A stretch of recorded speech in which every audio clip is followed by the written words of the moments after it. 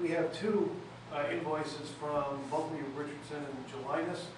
One was tabled from the last meeting, and then the final for the Foley Field transaction, which was, I don't have the number in front of me, was 4,000 and change, along with the initial one, which was $4,847.01. and 1 cent. And the one that we tabled from last month was $1,666 even money. Now, the way that this is going to be working is that we will be, Ed, last conversations we had, I'm trying to recall, did the checks from CPA funds have to go directly to Buckley Richardson? Correct. Of what they're paying? Correct. I forwarded a bill to the CPA. So you forwarded the $4,847.01 invoice? I believe it was a total invoice of the 6513. Okay, so all right, so you submitted the total invoice of 6513.01. Right.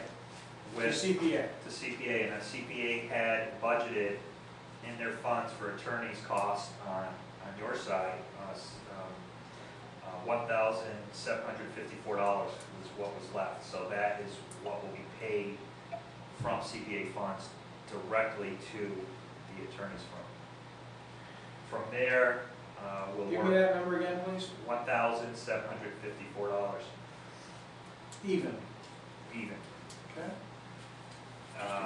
The only thing that potentially could hold that up, and I made Felicity aware of that, was that they tax ID numbers and tax things so that the town could bill some tax issues appropriately.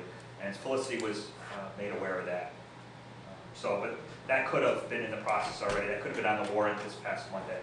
I'm not sure. But, and then from there, we just need to get to, the Commission on Foley Field needs to get together with Country Bank. Country Bank offered to sponsor some of the closing costs in tune of roughly $3,500. So we just need to get together with them and actually get the check from them. So 35 against the 5,000. Right, and that will leave us a balance of an IOU balance of $1,259.01, and we're working on that. I don't have an answer to how that's going to get paid this second. And the Country Bank funds, is that going to be made payable to the EDIC, so we should be paying, or is it going to be, okay? Yeah, I don't know. I think it's probably going to be more the way they want to do it. Sure, well, any way that they want to do it, it's fine. Well, let's assume that they'll cut the check directly to Buckley Richardson and to Lemus and further. Okay. What is the balance then after that? The balance will be $1,259.01. I'm not overly worried about raising that. It's more, where is it going to come from? Is it maybe asking CPA for more funds, which is an avenue? Is it private donors? Is it, it's just, I guess, a timing issue right now. And for me, I'm working on the Country Bank and trying to get them out here to walk the property, get a photo op, and things like that. I will email Felicity, let her know that checks will be made and sent directly to her. That's what we're assuming at this time. Yeah, and then the last little bit we'll figure out. Now there's Shannon. I just wondered, do you want this recorded on QuickBooks in some way for next year's taxes? Does it need to be show up on a report? Well, basically, it's a liability of ours at this point in time, and once it's paid, it's no longer a liability of ours. However you'd like to handle that in the most simple way. I think it's got to flow through our income statement somehow, because it is clearly an expense of the EDIC. Just because we're getting funding for it doesn't mean that we're not contractually liable for it. And we actually won't see the check from here before it goes there, though. Right. But I think we can. I'll figure out. We'll figure that out.